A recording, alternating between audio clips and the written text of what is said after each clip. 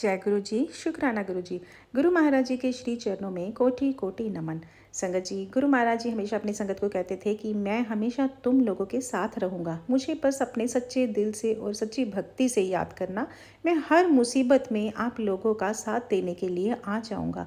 संगत जी, गुरु महाराज जी के चोला छोड़ने के बाद भी गुरु महाराज जी ने अपनी संगत का साथ कभी नहीं छोड़ा। आज का जो ये सत्संग है वो इसी चीज़ पर आधारित है। सत्संग को प्लीज़ लास्ट तक ज़रूर सुनिए। संगत जी, 2022 का टाइम था। गुरु महाराज जी का समाधि दिवस था। पंजाब के जलंधर शहर में गुरु महाराज जी के समाधि दिवस को याद करते हुए हर साल एक बहुत बड़ा गुरु परिवार मिलकर सत्संग और भंडारा करवाता है।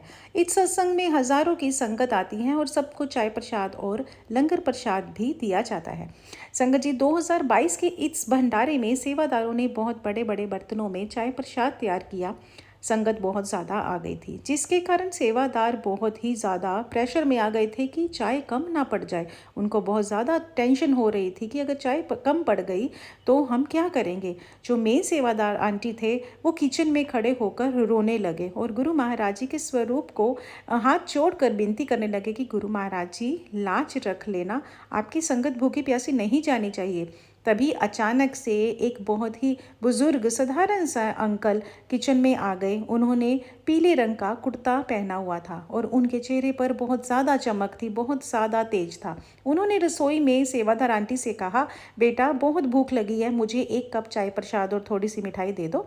सेवादार आंटी ने कहा, अंकल अभी संगत को परोसा जा रहा है, आप बाहर हॉल में बैठिए, वहाँ जाकर आप बैठ जाएंगे तो आपको वहीं पर सेवादार अंकल चाय प्रसाद और मिठाई भी दे देंगे। लेकिन उन बुजुर्ग अंकल ने बहुत ज़िद की और कहा, नहीं, मुझे यही पतीले के पास खड़े होकर गरम गरम चाय पीनी है।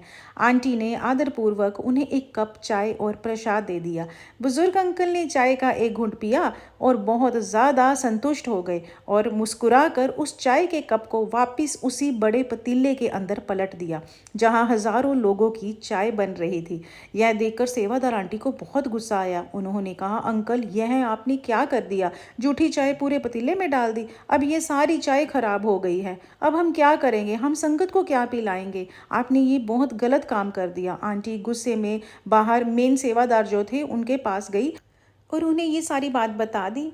जब वे दोनों एक ही सेकंड में अंदर वापस आए तो उन्होंने देखा कि बुजुर्ग अंकल वहाँ से गायब हो चुके हैं, जबकि उस किचन में से निकलने का सिर्फ एक ही रास्ता था और बाहर जाने का कोई रास्ता ही नहीं था। और वो रास्ता सीधा मेन हॉल में ही आता है जहाँ पर सत्संग चल रहा था और सारी संगत बैठी हुई थी। वहीं से सेवादार अंकल और आंटी भी किचन में गए थे, लेकिन वो बुजुर्ग अंकल कहाँ से निकले इस बात का उन्हें समझ ही नहीं आया।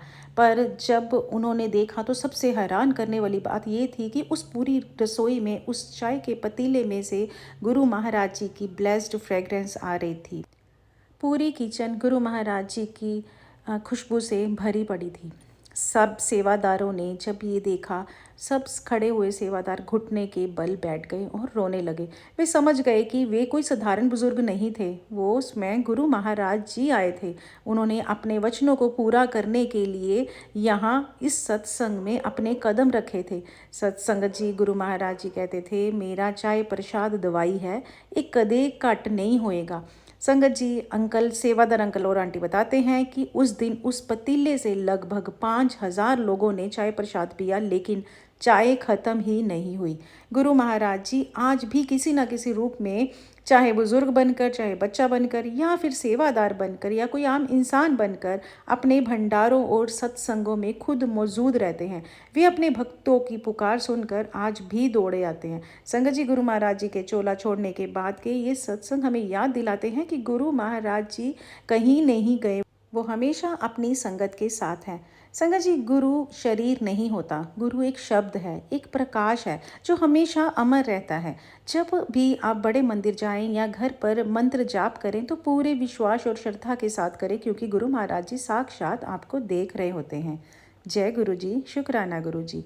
ओम नमः शिवाय, शिव जी सदा सहाय। ओम नमः शिवाय, गुरु जी सदा सहाय।